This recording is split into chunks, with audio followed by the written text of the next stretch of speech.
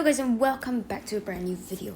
Today on the channel, we are going to be doing a starting 11 of free agents in the summer. And as you can tell, there are quite a lot this summer. So it's going to be really exciting in the transfer window to see which clubs can snap up the free agents. Because in the end, it's really all down to choice and not so much the bid that they give.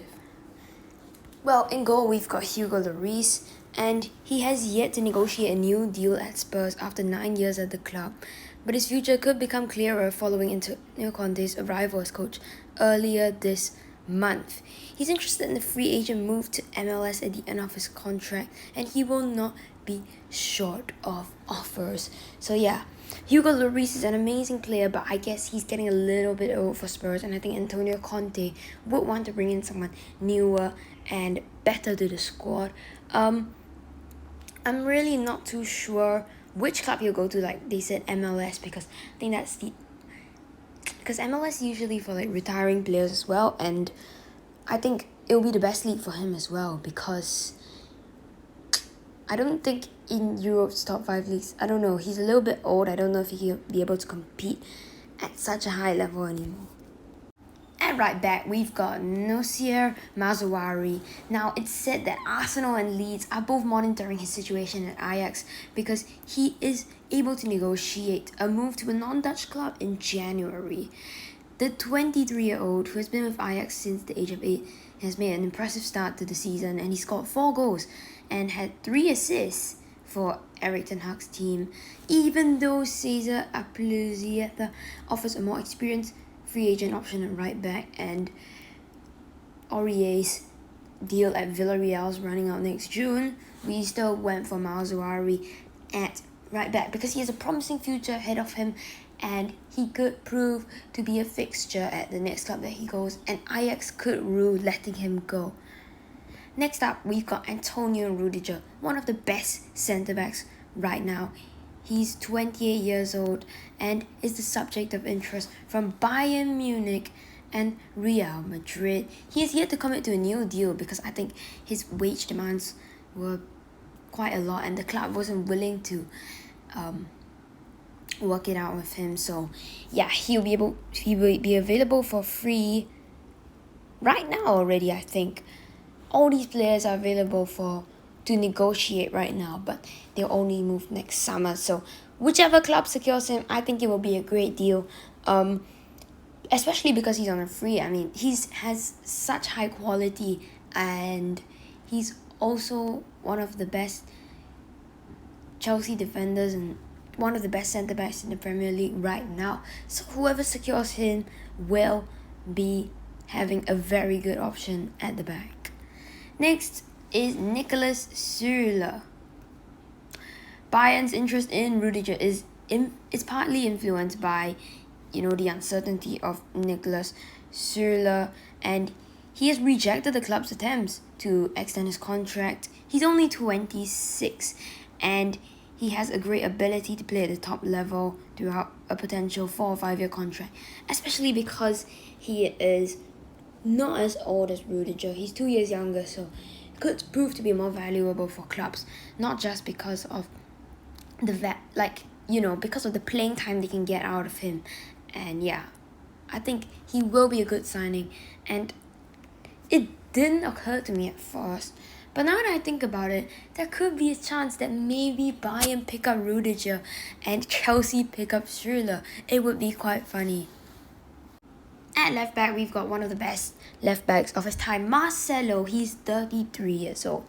When he was younger, he was a beast. Now, not so much, but he still could be a very valuable pickup for whichever club wants him. His contract expires next June, and I don't think that he wants to stay anymore, but his wages are going to be quite expensive, so I don't know which clubs can afford him. But then again, he will not cost any money, so maybe they could pluck it up and put more wages in. I'm not really thinking a world-class side would come for him because he's a little bit old. Maybe like a Europa League team, or could be a Champions League team too. maybe he will revive that, because that's what happened to Dani Alves. He went to Juventus, then he went to PSG, and he did play quite well. Even though he was 33 at Barcelona, they let him go for free as well. This is the same situation, and I think Marcelo and Dani Alves have been one of the best fullbacks of our time as well. And yeah, I think whoever picks up Marcelo could be in for a good deal. Next up is defensive midfielder Marcelo Brozovic, who currently plays for Inter Milan. Sources have told ESPN that Manchester United have made signing a defensive midfielder a priority next summer. And that's good news, because there's a lot of value in the market right now. He's a free agent, Marcelo Brozovic, and he could be linked to a Spurs move as Conte is his former boss. There are also many other defensive midfielders who are free agents, such as Boubacar Kamara from Marseille and Dennis Zakaria from Mönchengladbach and Borussia Dortmund's Axel Witsel. They're all going to be free agents next summer. I think Brozovic is a good signing for any team that picks him up. He is his age is obviously on the older side, but he has a lot of experience, and he could bring experience and like calmness to a team. And yeah, in times of pressure, he can help them out. And I think he will be a good signing for Manchester United or Spurs, depending on whoever gets them, because I think that's what Manchester United are lacking right now, a pure defensive midfielder. They don't have one.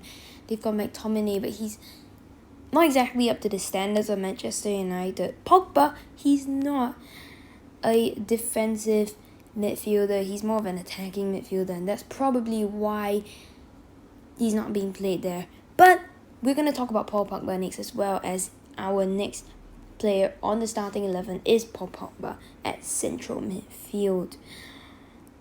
Pogba will run down his contract and become a free agent next summer. United have no intention of letting the 28-year-old leave in January. But in my opinion, they should, because if they don't let him leave in January, he will go for free. Plus, he's not contributing that much to the team right now.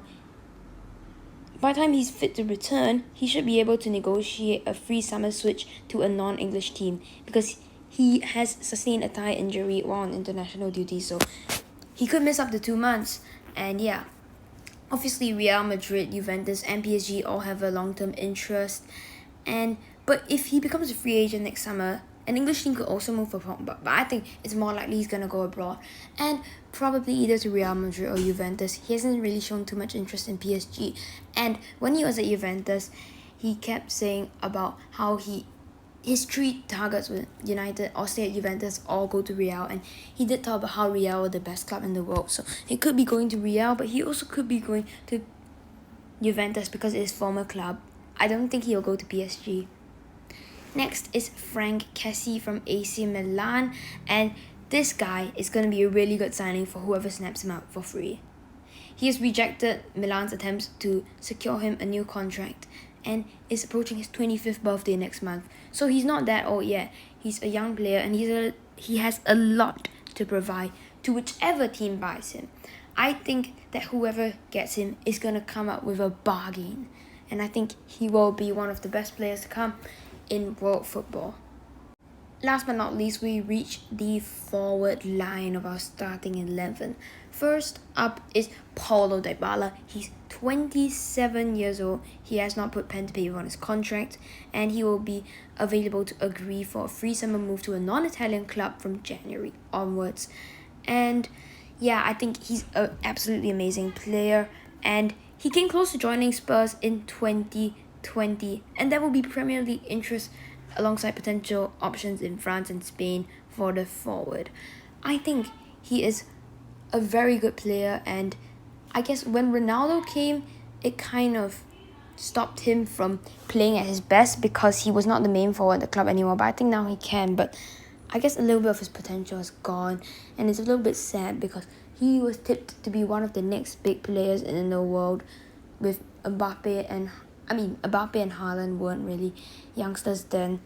But yeah, I think it's a little bit sad seeing his career is gone. But a good move in the summer could resurrect it. Next is Kylian Mbappe from PSG. Obviously, he's one of the biggest players in the world right now, especially in the Wonder Kid section. He's 22 years old only, and if he leaves on free, that will be very good for whoever picks him up because his pace, his finishing is so good, and he's going to be one of the best players in the world next time. So really, PSG have to make this one not slip. In my opinion, they should just sell him now, because if not, in January, in the summer, he's going to be a free agent, and most likely to Real Madrid, because he really likes Real Madrid as a club, and I also think they really want him, because these few seasons they haven't really been adding to their Galacticos. So yeah, I think they're gonna try and do it again. Obviously, they face competition from Liverpool and Man City, and Liverpool have always been linked with Kylian, but I honestly think he's gonna go to Real Madrid, and yeah, that might just cement themselves as the dominant team in Spain for the next 10 years, because Barcelona don't have the money to make any other moves. They just don't. People are saying they want to get Haaland, but he's going to be too expensive, and Mbappe could be their last chance to get dominance in Spain because he's free. Last but not least, it is Ousmane Dembele from Barcelona. He has endured an injury-hit career since making a 105 million euro move from Borussia Dortmund in 2017. However, he's only 24 years old, and if he is a free agent next summer, there will be many clubs chasing after him. Partially maybe because he's a free agent, but yeah, he has had many injuries over the course of his career, and it's not really his fault that he didn't live up to expectations at Barcelona, because he very well could have. It's just that injuries kept stopping him from playing, which obviously is annoying if you are a player as well. So yeah, Dembele, I think if he moves to a new club, he could resurrect his career depending on how injuries shape him. But I kind of think his career is over if he keeps getting these injuries. So yeah, I don't really think it will be a very good for him. But I mean, we never know in football really, because sometimes some flop could become one of the greatest players of his generation again, like Mo Salah. So yeah, we really never know in football. Anyway, thank you for watching this video. If you did enjoy this video, please hit the like button and also the subscribe button to subscribe to my channel, and also ring the notifications bell so that you know when I upload more videos and you'll be able to watch them as well. Also, if you hit the like button, my videos will be recommended to more people across YouTube, which means more people can see my content. So I really hope you do that. Thank you so much for watching.